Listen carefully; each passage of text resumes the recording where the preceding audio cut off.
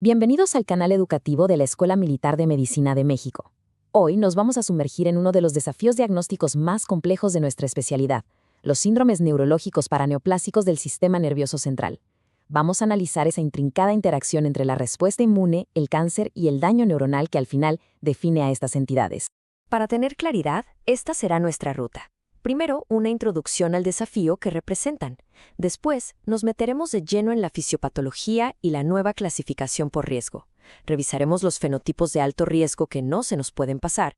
Exploraremos los síndromes asociados a inmunoterapia, un tema cada vez más relevante, y cerraremos con el abordaje diagnóstico, el manejo y las conclusiones clave. Bien, hablemos de los síndromes neurológicos paraneoplásicos, o SNP. La verdad es que representan un adversario formidable. Son en esencia la consecuencia neurológica no metastásica de una neoplasia. Y aquí está el punto clave, su importancia clínica. Con mucha frecuencia son la primerísima pista de un cáncer que aún está oculto, uno que puede manifestarse meses o a veces incluso años antes del diagnóstico oncológico formal.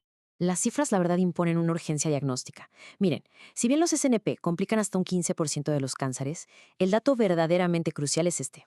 Hasta en el 70% de los casos, somos nosotros, los neurólogos, quienes nos enfrentamos al síndrome neurológico antes de que el tumor primario siquiera se haya identificado. Esto nos obliga sí o sí a mantener un altísimo índice de sospecha ante cualquier encefalopatía de evolución subaguda. La fisiopatología, bueno, aquí todo se centra en un mimetismo molecular catastrófico. ¿Qué pasa? El sistema inmune intenta montar una respuesta contra el tumor, contra los llamados antígenos onconeuronales, pero en el proceso genera un ataque cruzado contra el sistema nervioso central. Es literalmente una tormenta inmunológica de fuego amigo, con secuelas neurológicas que, como sabemos a menudo, son irreversibles. Históricamente hemos dividido estos anticuerpos en dos grandes grupos. Por un lado, los que van contra antígenos intracelulares. Estos son mediados por células T, se asocian fuertemente con cáncer y lamentablemente tienen una peor respuesta al tratamiento. Del otro lado tenemos los anticuerpos contra antígenos de la superficie neuronal. Estos son mediados por células B, su asociación con cáncer es menor y, aquí lo importante, responden mucho mejor a las inmunoterapias. Este esquema lo deja muy claro.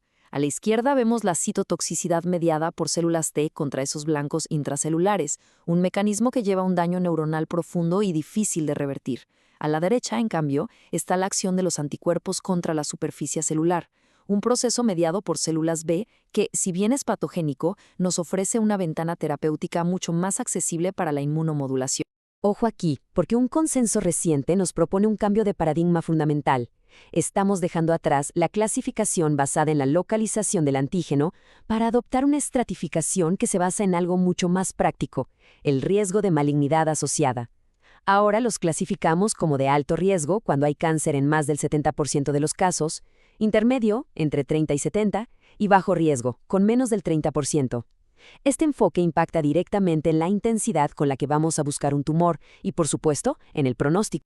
Y para poder llevar esto a la práctica, para operacionalizarlo, contamos con el PNS Care Score. Es una herramienta, una escala de 10 puntos, que pondera el fenotipo clínico, la categoría de riesgo del anticuerpo que encontremos y la evidencia de un tumor.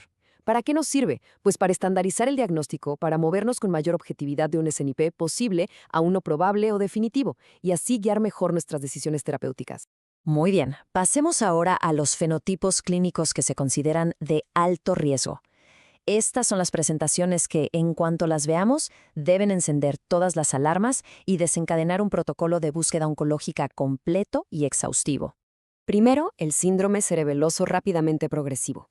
Es un cuadro clínico de verdad dramático. Se define por una ataxia troncal y de la marcha que evoluciona hasta la incapacidad total en menos de 3 meses. A esto se le suma disartria y anomalías oculomotoras. Y aquí viene la trampa diagnóstica. La resonancia magnética cerebral en las fases iniciales suele ser frustrantemente normal. Si no mantenemos la sospecha, el diagnóstico se nos puede ir. Es justo aquí donde la serología se convierte en nuestra brújula oncológica. Como se ve en la tabla, la identificación de un anticuerpo específico nos permite dirigir la búsqueda del tumor primario con una precisión altísima. Si encontramos anti-Yo, estamos obligados a investigar ovario y mama. Detectamos anti-Tra, apunta directamente a un linfoma de Hodgkin, y el más reciente, anti-KLHL11, tiene una asociación casi patognomónica con el seminoma testicular. Ahora, en el síndrome de opsóclonos mioclonos, la edad del paciente es un factor clave. En la población pediátrica, más de la mitad de los casos van a estar asociados a un neuroblastoma.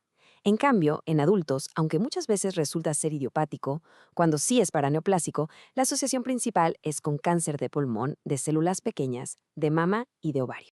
Las encefalitis paraneoplásicas son todo un espectro.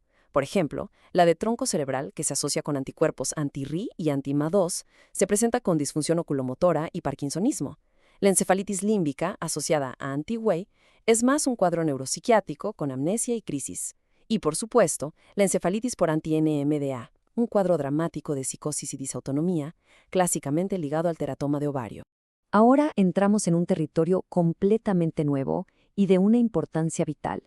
Vamos a hablar de los síndromes neurológicos que no son causados por el tumor, sino por los mismos tratamientos diseñados para combatirlo.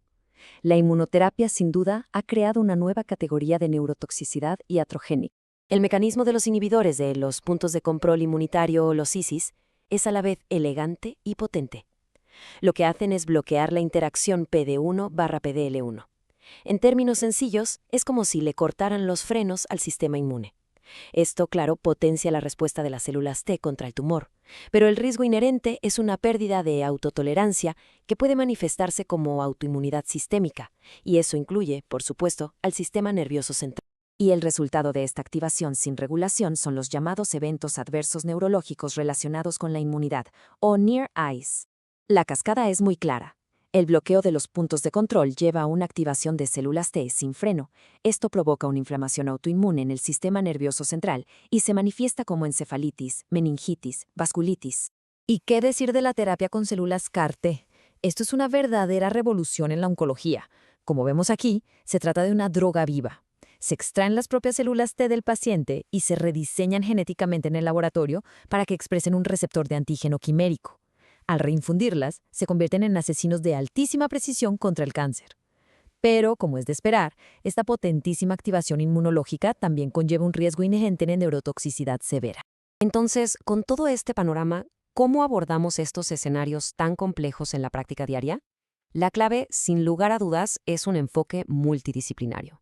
Uno que integre un diagnóstico de precisión con un plan de manejo que sea integral y escalonado.